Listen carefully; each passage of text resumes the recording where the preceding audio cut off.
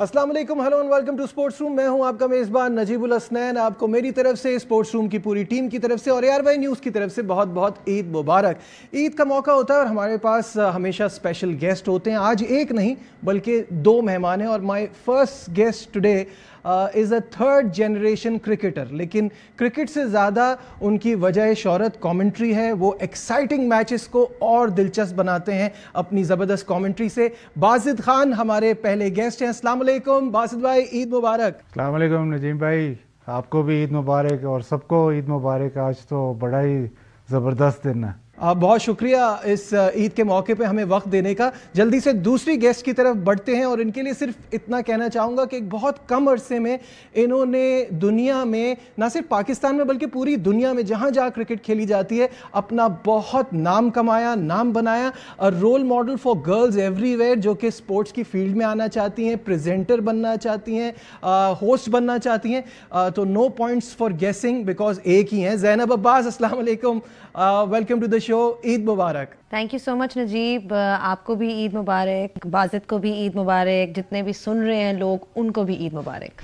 सबसे पहले बासित भाई आपसे और ये जानना चाहूँगा, बल्कि ये दोनों से मेरा सवाल है कि नॉर्मली क्या होता है कि आप लोग इतने बिजी होते हैं, ईद बाहर गुजर रही होती है। पिछले कुछ सालों में तो मुझे, अगर मैं if I am not wrong, तो इंग्लैंड में इतनी ज़्यादा पाकिस्तान के टूर्स रहे हैं, आप लोग वहाँ फंसे हुए होते हैं। इस बार थोड़ा सा हेक्टिक कम रहा होगा स्केड्यूल, क्योंकि ईद के पहले हफ्ते में तो PSL ख़त्म हो गई, तो इस बार ज़रा फैमिली को टाइम वाइम दे रहे होंगे। बासित भाई क्या कहेंगे?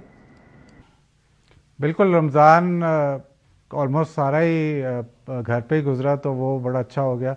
प्लस फिर जाहिर है जब आप फैमिली के साथ होते हैं और घर पे होते हैं, तो फिर जब ईद आती है तो वो जो सेलिब्रेशन होती है वो बहुत ही ज़बरदस्त होती है। जैसे कि आपने बताया कि बिज़ी होते हैं, बाहर मुल्क में भी वैसे जब भी आप टूर कर रहे होते हैं तो लोग मिल ही जाते हैं। ईद सेलिब्रेशन तो ज़रूर होती है, लेकिन घर वाली बात तो फिर घर की होती है। बिल्कुल ऐसा ही है ज़ैनब, यही चीज़ आपसे पूछूंगा। और because now you have double duties, you are a mom, अपने बच्चे को टाइम देना, फैमिली को टाइम देना, और फिर इतने सारे इवेंट्स के लिए इधर उधर की भाग दौड़, तो इसको कैसे मैनेज करती हैं? और ईद जब घर पे होती है वो कैसी होती है, और बाहर जब टूर पे होती हैं तो वो उसमें कितना फ़र्क होता है? नहीं, आई थिंक इसमें तो कोई सवाल ही पैदा नहीं होता। जो ईद घर पे है उसकी बात ही और है। If you are away then obviously आप थोड़े से एक वर्क मोड में होते हो और आपको कोई ना कोई मिल जाता है। रिश्तेदार हमने पाकिस्तानियों ने हर जगह रखे हुए अराउंड द वर्ल्ड, तो कोई ना कोई मिल ही जाता है ईद सेलिब्रेट करने के लिए, या आपस में ही कर लेते हैं। पर आई थिंक जो घर की ईद की बात है वो और ही है। एंड नाउ फॉर मी, जब से मेरा बेटा हुआ है तो my Eid is now all about him, कि मैंने उसको क्या पहनाना है, उसको उसकी पूरी जो एक आउटफिट होती है वो तैयार करनी होती है, उसके कुछ से जाके ख़रीदने होते हैं। तो वो फोकस जो है वो मेरे से थोड़ा सा शिफ्ट हो गया है। एक टाइम था जब हम खुद बहुत उस तरह से अपनी ऊपर के जी क्या पहनना है क्या करना है, but now it's all around him. So I quite enjoy the fact कि ये वाली ईद जो है मुझे अपने बेटे के साथ, अपनी फैमिली के साथ स्पेंड करने को मिल रही है। सो वो इसका एक अलग ही मज़ा है। या मस्ट बी ग्रेट। तो बासित भाई ये बताइए कि फैमिली के क्या किस तरह से चलता है ईद? अगर आप घर पे मना रहे होते हैं और वो मौके आपको कम ही मिलते हैं, तो उसमें क्या रिलेटिव्स आ रहे होते हैं, आप जा रहे होते हैं, फिर आप क्या किस तरह का है? बड़े ज़्यादा हैं फैमिली में तो ईदी मिलती है या आप दे ही रहे हैं? क्योंकि मुझे तो बहुत टाइम तक ये बड़ा मज़ा रहा था कि मैं घर में सबसे छोटा था, लेकिन अब बाकियों के बच्चे सबके होना शुरू हुए हैं तो अब देनी भी पड़ रही है। तो आपका क्या सिलसिला है? देखिए, जिस तरह आपके शो का रन ऑर्डर होता है ना, उसी तरह ईद पे तो ऐसे रन ऑर्डर सही होता है।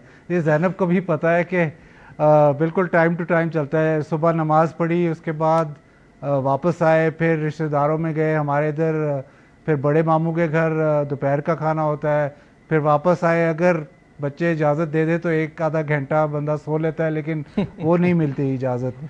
तो वो जो दोपहर का वक्त होता है उसमें थोड़ी सी नींद ज़रूर आती है, क्योंकि सुबह सवेरे उठते हैं, लेकिन शाम को फिर वही सिलसिला चलता रहता है। बचपन में तो छोटी ईद के ही हम लुक फॉरवर्ड करते थे। इस पे शायद ईदी ज़्यादा मिलती थी, बड़ी ईद पे कम मिलती थी, तो ये बहुत एक अट्रैक्शन थी कि ईदी ज़्यादा मिलेगी। अब तो खैर वो ईदी वाली अट्रैक्शन तो अब बच्चों की है, ख़ुद भी देनी पड़ती है। मैं भी आपकी तरह घर में सबसे छोटा हूँ, लेकिन क्योंकि अब फैमिली हो गई है तो वो ईदी वाले ज़माने मेरे ख्याल अब गुजर गए। लेकिन हमेशा से एक जो मेमोरी ज़रूर है, मेरी नानी भी बोलती थी, मेरी वालदा भी बोलती हैं कि जो छोटी ईद पे जो मज़ा होता है रमज़ान के बाद, वो सारी फेस्टिविटी, सारा रमज़ान काट के, तो छोटी ईद की बहुत ही एक मतलब एक बहुत ही स्पेशल मोमेंट होता है। बच्चे भी ज़्यादा मेरे ख्याल एंजॉय करते हैं क्योंकि हर कोई ईदी दे रहा होता है। बड़ी ईद में आमतौर पे थोड़ी सी ईदी भी कम, कलेक्शन अगर आप देखें तो ईदी में भी कम होती है कलेक्शन। बिल्कुल ज़ैनब, हम लोग का एक हमेशा से एक जोक होता था कि ईद वो फेस्टिवल होता है जिसपे आप अपने दूर के फैमिली मेम्बर्स के पास जाके कहते हैं अरे ये बच्चा कितना बड़ा हो गया। तो आप लोग इतने बिजी रहते हैं कि ये तो आप लोगों के साथ डेफिनेटली होता होगा कि जाना आने का मौका ही इन ओकेजन्स के अलावा मिलता ही नहीं होगा।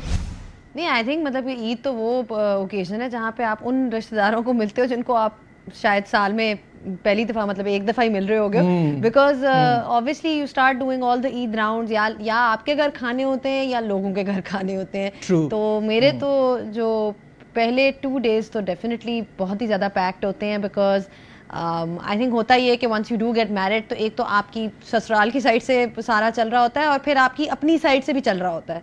तो वो एक हमारा ट्रेडिशनल एक मामू का लंच होता है, जब मतलब यहाँ since I have gotten married, तो वो वहाँ पे हम वो करते हैं। फिर उसके बाद एक के बाद दूसरा रिश्तेदार, तीसरा रिश्तेदार, बस पूरा दिन बस यही होता रहता है। और आप ओवर ईटिंग करते हो, आपको फूड कोमा बहुत ज़बरदस्त किस्म का होता है। और मेरा अकाउंट तो जी डिफिसिट में चल रहा है, बिकॉज मेरा अकाउंट जब से तैमूर हुआ है और बाकी बच्चे हैं तो मैं तो डेफिसिट में जा रही हूँ, क्योंकि मेरी इनकमिंग बहुत कम हो गई है और आउट गोइंग बहुत ज़्यादा हो गई है इन टर्म्स ऑफ कैश। हाँ ये सही है। चलिए मूविंग ऑन, अब थोड़ा सा आप लोगों के करियर के हवाले से बात करते हैं। और बाजिद भाई, सबसे पहले आपसे शुरू करूंगा। जैसे मैंने शुरू में कहा, Jahangir Khan, Majid Khan and then Bajid Khan, 3rd generation. और हमारे यहाँ ये उस वक्त से ही शुरू हो गया था, मेरा ख्याल है कि जो लोगों ने पर्ची कल्चर कहना शुरू कर दिया था, बिकॉज लेसर नोन फैक्ट कि आपकी ट्रिपल सेंचुरी भी है फर्स्ट क्लास में, तो you were a good player. ऐसा नहीं था कि आपको कोई आपकी फैमिली इन्फ्लुएंस की वजह से आप खेल रहे थे। तो वो जो फेस था अपने फादर को देखते हुए, उन चीज़ों को फेस करना और पाकिस्तान टीम तक का सफ़र, थोड़ा सा उसके बारे में बताइएगा। चले, पहले आपने तो कह दिया कि गुड प्लेयर, तो ये तो अच्छी बात होगी।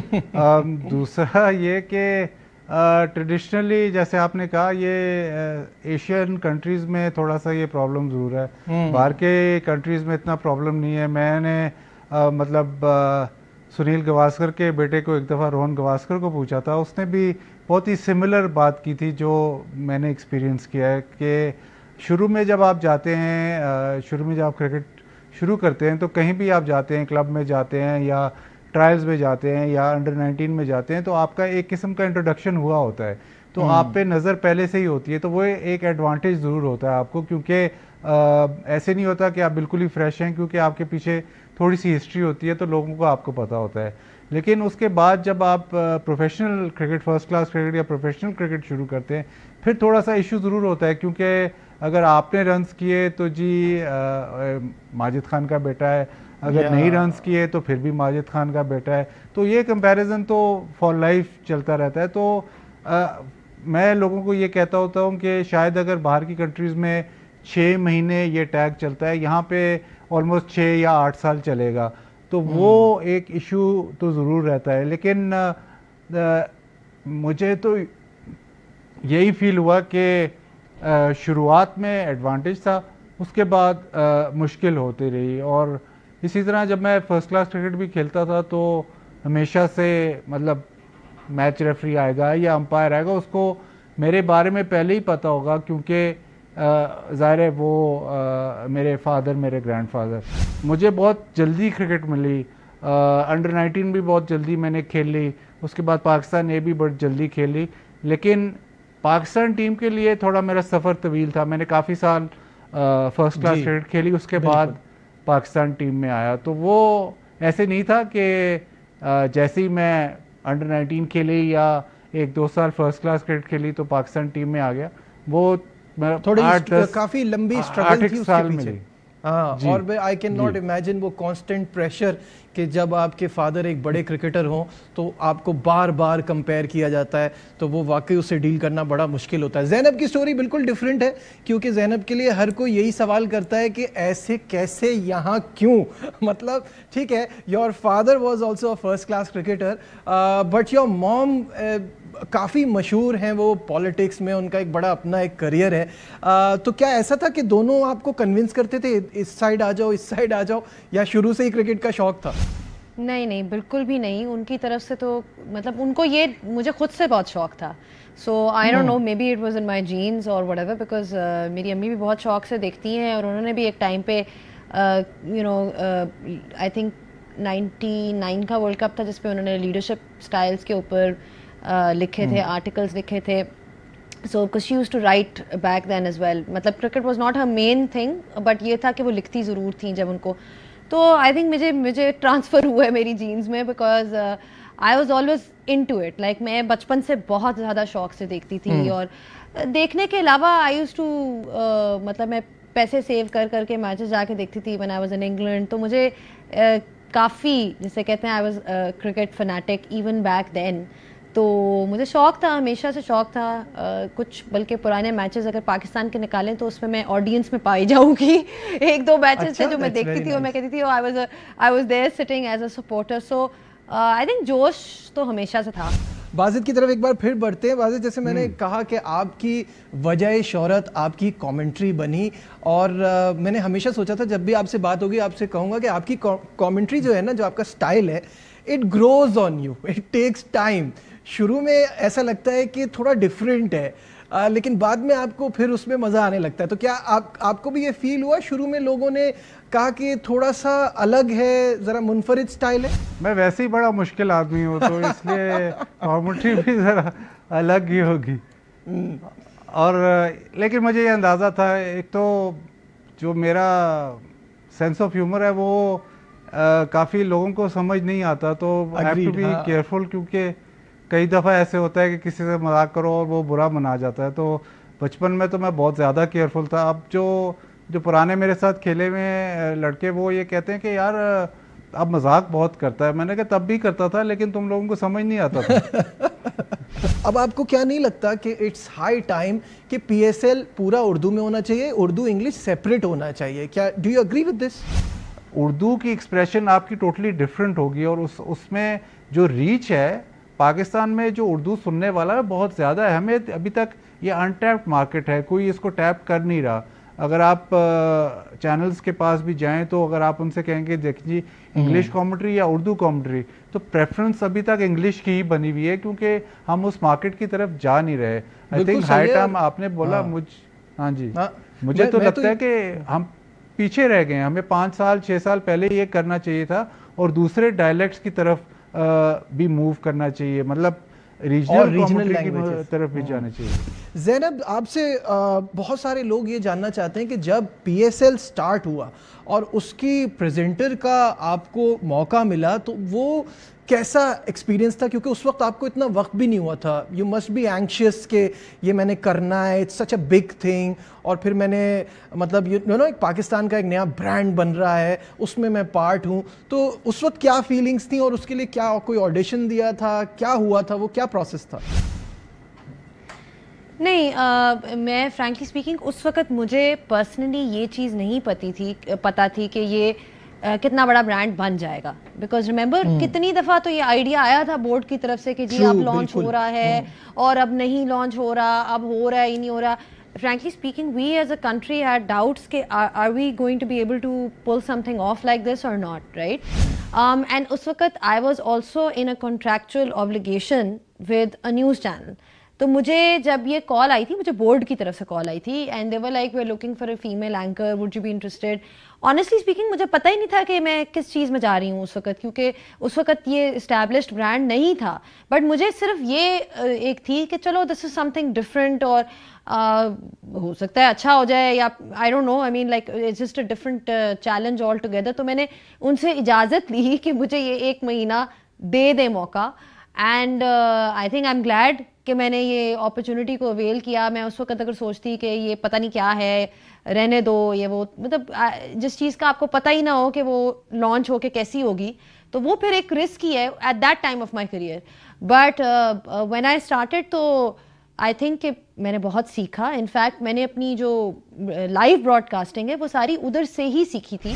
नहीं, वो ऑब्वियसली आपका लर्निंग प्रोसेस तो कभी भी ख़त्म नहीं होता. Every day is a new day और उससे आप बहुत कुछ सीखते जाते हैं. यहाँ लेते हैं एक ब्रेक. बाजिद खान और ज़ैनब अब्बास हमारे साथ हैं, कहीं मत जाइएगा. Will be right back. Glad to have you back once again to Sports Room. Wajid Khan और ज़ैनब अब्बास हमारे साथ हैं. ईद का मौका है और अभी बाजिद भाई ने ये भी बताया कि मेरा सेंस ऑफ ह्यूमर हमेशा से अच्छा था, लेकिन लोग नहीं समझ रहे थे, अब समझना शुरू हुआ है. तो अब आप दोनों के साथ हमारा एक गेम होता है रैपिड फायर, ऑब्वियसली, जिसमें तेज़ तेज़ जवाब देने हैं और उसमें कभी पिक वन होता है, कभी फिल इन द ब्लैंक होता है. तो वो बाजिद भाई आपसे शुरू करते हैं. ज़ैनब थोड़ी देर देख लेंगी कि आप कैसे जवाब दे रहे हैं और उस हिसाब से फिर अपनी तैयारी कर लेंगी. तो बाजिद भाई शुरू करें. Are you ready? जी जी. बाजिद खान अच्छा क्रिकेटर है या कमेंटेटर? ये तो बड़ा मुश्किल सवाल है. दोनों फारिग है. नहीं नहीं, ऐसे नहीं है, ये ना करें यार. आपको क्या फील होता है, किस चीज में आपको लगता है कि ये मेरे लिए है? दिल तो मेरा कर रहा है कि मैं क्रिकेटर कहूँ, लेकिन शायद कमेंटेटर. बासित खान दिल खोल के ईदी देता है, हाँ या ना? बिल्कुल, बल्कि मेरी जेब से लोग निकाल देते हैं. अच्छे कमेंटेटर बनने के लिए सबसे जरूरी चीज है नॉलेज एंड रिसर्च. इसमें रिसर्च ऐड करना पड़ेगा. पाकिस्तान की तारीख का बेहतरीन बल्लेबाज कौन है? बेहतरीन बल्लेबाज, ओहो, हनीफ मोहम्मद. इनमें से किसकी बैटिंग पे कमेंट्री करने में सबसे ज्यादा मजा आता है? बाबर आजम, मोहम्मद रिजवान या फखर जमान? इसका जवाब तो सबको पता है, बाबर आजम. इनमें से सबसे अच्छा कप्तान कौन है? बाबर आजम, मोहम्मद रिजवान या शाहीन शाह अफरीदी? मेरा ख्याल रिजवान. इनमें से क्रिकेट पे अब किसको बात नहीं करनी चाहिए? शोएब अख्तर, उमर अकमल या अहमद शहजाद? ओए उमर अकमल. वो कौन से कमेंटेटर्स हैं जो बोलने नहीं देते? वसीम अकरम, वकार यूनुस या रमीज राजा? और चाहें तो आप इसमें अपना भी कोई ऐड कर सकते हैं. महल रमीज राजा. उर्दू कमेंट्री या English? English. Pakistan cricket team को सबसे ज्यादा नुकसान किसने पहुंचाया? मीडिया ने, खिलाड़ियों की दोस्ती ने या गैर मुल्की कोचेस ने? इसमें नन ऑफ द अबव हो सकता है. None of the above. चलें, ले लेते, मान लेते. अच्छा कमेंटेटर बनने के लिए क्या चीज जरूरी है? अच्छी इंग्लिश या अच्छी आवाज, अगर इंग्लिश कमेंट्री की बात कर रहे हैं तो? नहीं, इंग्लिश तो पे कॉम्प्रोमाइज नहीं है, तो मेरे ख्याल इंग्लिश हो ही नहीं सकता तो बहुत हाँ. जरूरी है जी. अच्छा, आवाज कितना इंपॉर्टेंट रोल प्ले करती है आपके ख्याल में? आवाज़ बहुत इम्पोर्टेंट है. डिलीवरी पे है. आवाज़ तो काफ़ी लोगों की अच्छी होती है, लेकिन अगर आपकी डिलीवरी ऐसी है कि लोग समझ सकें और सुनने में उनको मज़ा आए, तो वो ज़्यादा मेरे ख्याल डिलीवरी इधर ज़्यादा मैटर करती है. आवाज़ काफ़ी लोगों की बहुत अच्छी आवाज़ होती है, लेकिन डिलीवरी में मार खा जाते हैं. ठीक है, बहुत शुक्रिया. आपने बहुत अच्छा, बहुत तेज, कुछ जवाबों में ज़रा आपने डक करने की कोशिश की, लेकिन आपने करने दी. लेकिन overall good. Zainab, are you ready? जी रेडी. पाकिस्तान का सबसे शर्मीला क्रिकेटर कौन है? शर्मीला? मोहम्मद वसीम, मेरे ख्याल से वो काफ़ी शर्मीले हैं मेरे साथ. अच्छा. इंटरव्यू के लिए कौन सबसे ज़्यादा इंतज़ार कराता है? I think Babar, because Babar is obviously very busy, तो वो उनको पकड़ना मुश्किल है. इनमें से एक बेहतरीन क्रिकेटर कौन है? बाबर आजम या विराट कोहली? ओवरऑल कोहली, बट बाबर आजम अभी चढ़ रहे हैं सीढ़ी, उस तरफ जा रहे हैं, मतलब he is on his way. बिल्कुल सही है. शाहीन या बुमराह? एक टाइम पे शाहीन लग रहा था, लेकिन आजकल मेरा ख्याल है उसका फॉर्म थोड़ा नीचे गया हुआ है, तो बुमराह जब से वापस आया है तो बुमराह ने बड़ी अच्छी बॉलिंग कराई है, तो इस वक्त शायद मैं बुमराह कहूंगी. ओवरऑल जब पहले एक टाइम पे देखिए, फॉर्म की भी तो बात होती है ना. बात ये है कि बिल्कुल सही है. हाँ, तो फॉर्म जो है इस वक्त इतनी एक्सप्लेनेशन रिक्वायर्ड नहीं थी. लेकिन सही है. आई टेक योर पॉइंट, क्योंकि वाकई ऐसा मैंने अपनी वजाहत भी तो फॉर्म शाहीन की खराब है. बेहतरीन कमेंटेटर कौन है और क्यों? मुझे तो सबसे काफ़ी ज़्यादा है, लेकिन मुझे नासिर हुसैन बहुत पसंद है। एंड आई थिंक इसलिए बिकॉज बहुत कुछ सीखने को मिलता है उनको देख के। आप जब भी उनका काम देखो तो बहुत सीखने को मिलता है। ज़ैनब प्रेजेंटर ना होती तो क्या होती? Makeup artist. अच्छा, इसमें फिल इन द ब्लैंक है। क्रिकेट बहुत डैश गेम है। क्रूअल। क्रूल। प्रेजेंटर बनने के लिए डैश चाहिए। I think same thing I would say, knowledge बहुत जरूरी है, बहुत जरूरी है। ज़ैनब सिर्फ डैश से डरती है। अपने बेटे से। ज़ैनब को गुस्सा डैश बात पे आता है। Incompetence around me. सही है। अच्छा, पिक वन। रमीज राजा अच्छे कमेंटेटर हैं, क्रिकेटर हैं या एडमिनिस्ट्रेटर? I think commentator. मैंने तो उनको ज्यादा उसी में देखा है। ठीक है। और आखिरी, T20 टेस्ट या वनडे? Test cricket. तो speaking like a true cricket fan, obviously test cricket is the best, इसमें कोई दो राय नहीं होनी चाहिए। यहां एक और ब्रेक लेते हैं, डिस्कशन को आगे बढ़ाएंगे, कहीं मत जाइएगा। Will be right back. Glad to have you back once again to Sports Room। Wajid Khan और ज़ैनब अब्बास हमारे साथ, हमारे ईद के मेहमान हैं। बाजिद भाई, आपके पास आऊँगा दोबारा से। सिर्फ इस बात का मुझे बताइए कि एक कमेंटेटर, हम यहाँ में मैच देख रहे होते हैं ना, तो हमको इतना दुख हो रहा होता है जब पाकिस्तान हार रहा होता है, और बड़ी अजीब सी फीलिंग होती है जब आप वहाँ वो बता रहे हैं लाइव मनाजिर, सबसे पहले आप देख रहे हैं और वो दुनिया को भी बता रहे हैं, एक्सप्लेन भी कर रहे हैं। उस वक्त आपके एक्सप्रेशंस क्या होते हैं, क्या फीलिंग होती है, वो हमने वो देखा है और आपको बड़ा डिस्कस भी हुआ है। वो जिम्बाब्वे वाला आपका क्लिप जो हम वनडे में हारे थे उनसे वर्ल्ड कप में, तो वो जो इमोशंस थे उसको थोड़ा सा बताइएगा। देखिए, एक तो जो उसमें जो बैकग्राउंड ये थी कि जब मेरे ख्याल 2 रन रह गए थे या क्या, तो शाहीन को इन्होंने बैटिंग में भेजा, और मेरे दिमाग में यही चल रहा था कि ये तो बेचारा फुली फिट नहीं है, इसकी इंजरी भी है, तो अगर 2 रन भागने पड़ गए तो क्या होगा। और अगले बॉल पे जो आपको याद है यही कुछ हुआ और रन आउट हो गया, और मतलब मैच पास। तो बैकग्राउंड ये था कि मेरे दिमाग में पहले वो फिल्म चल रही थी जो फिर सामने जाहिर हो गई। तो हाँ, तो फिर वो जो इमोशंस आपको शायद नज़र आए वो उस वजह से भी एक थे। लेकिन हमें ज़ाहिर बताया जाता है कि एज अ कमेंटेटर आपको न्यूट्रल रहना है, लेकिन न्यूट्रल आप रह नहीं सकते, पॉसिबल नहीं है। तो शायद वो भी अगर आपकी आवाज़ या आपके एक्सप्रेशन में आ जाए तो कोई उसमें मुज़ायका नहीं है। अगर आप थोड़ा सा पाकिस्तान की तरफ लीन कर रहे हो, या आपकी डिसअपॉइंटमेंट जो है या थोड़ी बहुत अगर वो आ जाए, तो वो उसमें मुज़ायका नहीं है। लेकिन जब बड़ा मैच होता है, स्पेशली अगर इंडिया पाकिस्तान का मैच हो रहा है, जैसे अभी ऑस्ट्रेलिया में जो इंडिया पाकिस्तान का T20 वाला मैच था, उसमें इमोशंस बहुत ज़्यादा होते हैं। उसमें इमोशंस को कंट्रोल ज़रूर करना पड़ता है, वहाँ पे प्रॉब्लम ज़रूर होती है। अगर आप थोड़ा सा उसमें अपने आप को चेक करना पड़ता है, ज़ाहिर है, क्योंकि घर बैठे मैच देख रहे हैं या दोस्तों में मैच देख रहे हैं और टीवी पे मैच कॉल कर रहे हैं, उसमें काफ़ी फ़र्क है। तो थोड़ा सा उसमें ज़रूर इमोशनल चेक करना पड़ता है। लेकिन आमतौर पे मेरे में ये सलाहियत ज़रूर है कि मैं काफ़ी ज़्यादा अपनी इमोशंस चेक कर लेते हैं। लोग तो मुझे कहते हैं कि तुम इमोशनल लेस आदमी हो। हाँ, बिल्कुल, मैं ये कहने वाला था कि आपके इमोशंस नज़र नहीं आए। आपके इमोशंस उस दिन भी नज़र नहीं आए। उस दिन वो एक होता है ना कि वर्ड्स नहीं आ रहे, जैसे वो वाले एक्सप्रेशन थे कि इमोशनलेस वाली बात जो आपको लोग कहते हैं वो थोड़ा सा दिखाई देती है वैसे स्क्रीन पे। बात देख लें, फिर ऐसे ही है। लेकिन अंदर जो चल रहा होता है, दिल तो रो रहा होता है। अगर वो सामने जाहिर हो जाए तो फिर तो मेरा ख्याल आप मुझे शो पे भी नहीं बुलाएंगे। ज़ैनब, यही सवाल आपसे भी है, क्योंकि एज अ प्रेजेंटर आपको बहुत न्यूट्रल रहना पड़ता है, और ऑब्वियसली जब आप किसी और कंट्री में होते हैं जहां दूसरी टीमें भी खेल रही हैं, you can't always show your emotions, control करना होता है, तो कितना मुश्किल होता है। और कोई ऐसा इंसिडेंट है जहन में जिसमें बड़ा मुश्किल हो रहा हो आपको कंट्रोल करना?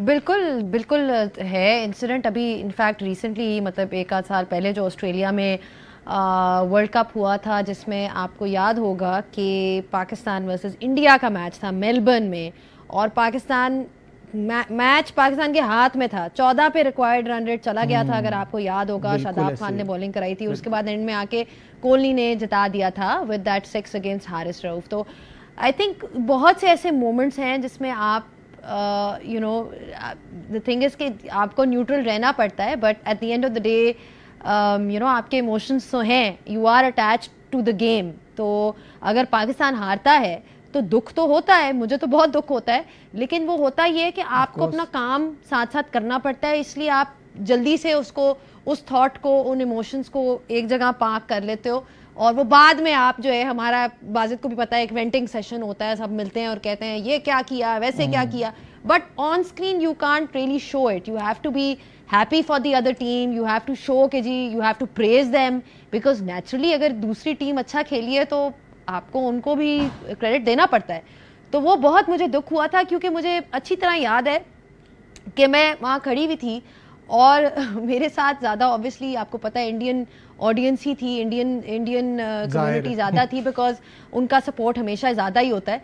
तो वो मुझे आके कह रहे थे कि ये तो मैच हम हार गए और आप लोग जीत गए, अभी तो आप प्रेपरेशन स्टार्ट करो कि पोस्ट मैच में क्या क्या पूछना है, फलाने से क्या पूछना है। मतलब वो 14वें 13वें ओवर में ये मना के बैठे हुए थे कि ये लोग अब हार गए हैं, बिकॉज रिक्वायर्ड रन रेट बहुत ऊपर चला गया है, और तुम लोग जीत गए हो, तो तुम लोग जो हो प्रिपरेशंस करो कि किस तरह से क्या पूछना है। और मैंने उनको उसी वक्त रोका और कहा कि मैच अभी ख़त्म नहीं हुआ, क्योंकि हम लोगों को, आपको पता ना कि आदत है कि जब तक के आखिरी बॉल ना हो तब तक आप किसी किस्म की अर्ली प्रीमैच्योर सेलिब्रेशन प्रेडिक्शन नहीं कर सकते, because we are a little unpredictable like that. तो मैं उनको तसल्ली देती रही, नहीं अभी नहीं अभी नहीं अभी नहीं, और एंड में वही हुआ। एंड में अनफॉर्चुनेटली पाकिस्तान हार गया, तो काफ़ी डिसअपॉइंटिंग था। लेकिन आपने जैसे कहा, अब तो हमने जिसे कहते हैं ना, थोड़ी सी एक्टिंग भी सीख ही ली है कैमरे के सामने कि किस तरह से एक्टिंग करनी। नहीं, बिल्कुल ऑब्वियसली यू गाइस भाई, ईद के मौके पे आप कैसे सवाल कर रहे हैं यार?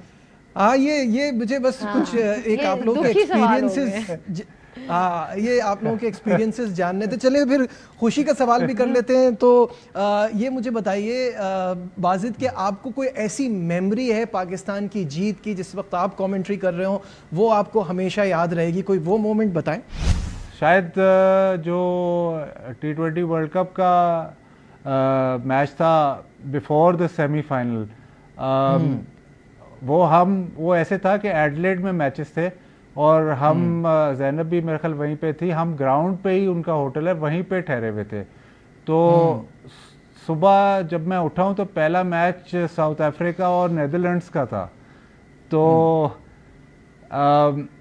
मुझे पीछे क्राउड की आवाज़ आ रही थी, और आगे मतलब मैंने कमरे में टीवी लगाया हुआ था, तो मुझे क्राउड की आवाज़ आ रही थी काफ़ी। तो पहले ही ओवर में मुझे ऐसे लगा कि साउथ अफ्रीका, मेरे रबाडा ने ओवर किया था, कि साउथ अफ्रीका लड़खड़ाएगी, और वो लड़खड़ाना शुरू हो गई। उसके बाद मेरे ख्याल पाकिस्तान का बांग्लादेश से मैच था, और अगर if I am not wrong शायद हारिस ने बहुत अच्छी इनिंग्स खेली थी, मुझे अब पक्का याद नहीं है, लेकिन मुझे ये ज़रूर याद है कि वो बांग्लादेश वाला मैच पाकिस्तान बड़े आसानी से, बड़ी अच्छे तरीके से जीता था। तो अच्छे तरीके वो से एक ऐसा मैच था, वो एक ऐसा मैच था कि एक तो दिन ऐसा था क्योंकि सुबह में मैच साउथ अफ्रीका का था, और ऑलमोस्ट ऐसे था कि जी कल की हमारी फ्लाइट्स वापस की हैं, क्योंकि पाकिस्तान पाकिस्तान नहीं पहुंचेगा, कि हम कोई भी हम नहीं सोच रहे थे कि ये हो सकता है। तो वो ऑब्वियसली वो एक हाँ मिरेकल की तरह था।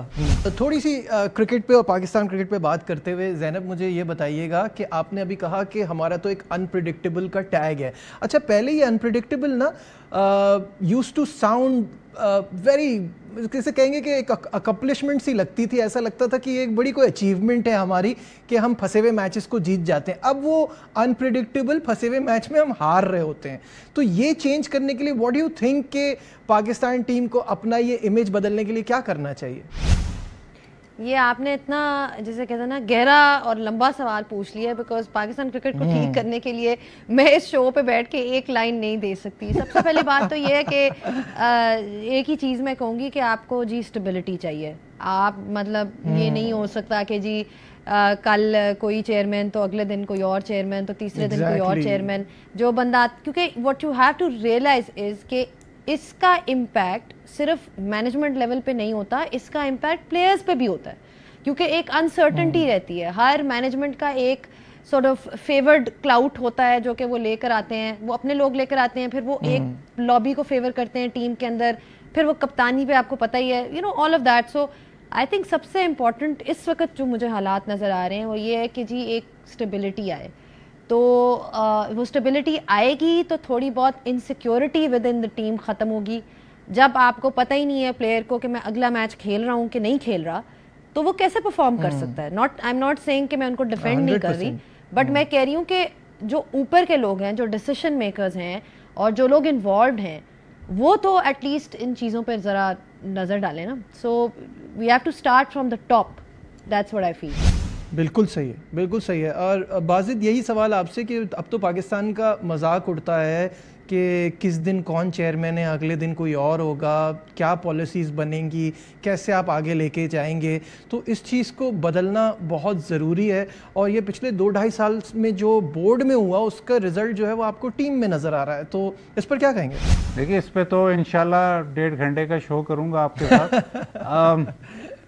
दूसरा ये जो छोटी सी बात इसमें यह है कि जो कंट्रीज वैसे मतलब अनप्रेडिक्टेबल नहीं है, उनके मुल्क के हालात प्रेडिक्टेबल हैं, उनकी टीम की परफॉर्मेंस भी प्रेडिक्टेबल है। जिस तरह जिनके मुल्क के हालात अनप्रेडिक्टेबल हैं, उन्हीं की टीमें अनप्रेडिक्टेबल परफॉर्म करती हैं। श्रीलंका ले लें आप, बांग्लादेश ले लें, पाकिस्तान ले लें, जिस तरह के मुल्क के हालात चलते हैं उसी तरह आपकी स्पोर्ट्स की टीमें चलती हैं। ये हम क्योंकि हम इतने पैशनेट हैं क्रिकेट को, हम उसको अलहदा समझते हैं, मुल्क के हालात से अलहदा उसको लेके पढ़ते हैं, लेकिन वो ऐसा नहीं है।